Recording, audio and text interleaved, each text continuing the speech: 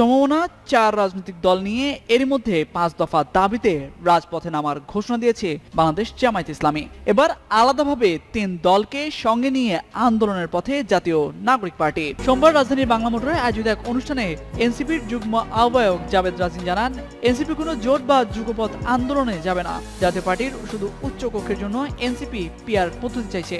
অবিলম্বে গণপরিষদ নির্বাচনের মাধ্যমে নতুন সংবিধান প্রণয়নের দাবি জানান এই নেতা। সংবিধান নিয়ে বড় দুই দলের দ্বন্দ্বে দেশে সামরিক শাসন আসার শঙ্কা রয়েছে বলেও উল্লেখ করেন জাবেদ রাজিন। কৃষকরা বলছেন, ফেব্রুয়ারির প্রথমার্ধেই নির্বাচন আয়োজন করতে চায় অন্তর্বর্তী সরকার। তবে জুলাই সনদ বাস্তবায়ন পদ্ধতি নিয়ে বড় রাজনৈতিক দলগুলোর মতপার্থক্য রয়ে গেছে।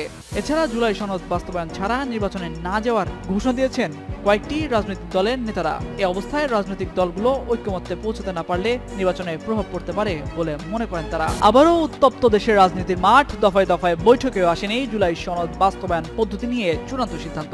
এখনো একমত হতে পারেনি রাজনৈতিক দলগুলো। এর মধ্যেই দাবি আদায়ের রাজপথের আন্দোলনকে বেছে নিয়েছে জামায়াতে ইসলামী সহ সমমনার রাজনৈতিক দলগুলো। জুলাই সনদ বাস্তবায়ন সহ ৫ দফা দাবি আদায় করেই নির্বাচনে যাওয়ার কথা বলছেন এসব রাজনৈতিক দলের নেতারা। এতে নতুন করে শুরু হয়েছে উত্তেজনা। এমন অবস্থায় দেশে সামরিক শাসন জারির শঙ্কার কথা জানিয়েছেন জাতীয় নাগরিক পার্টি এনসিপি।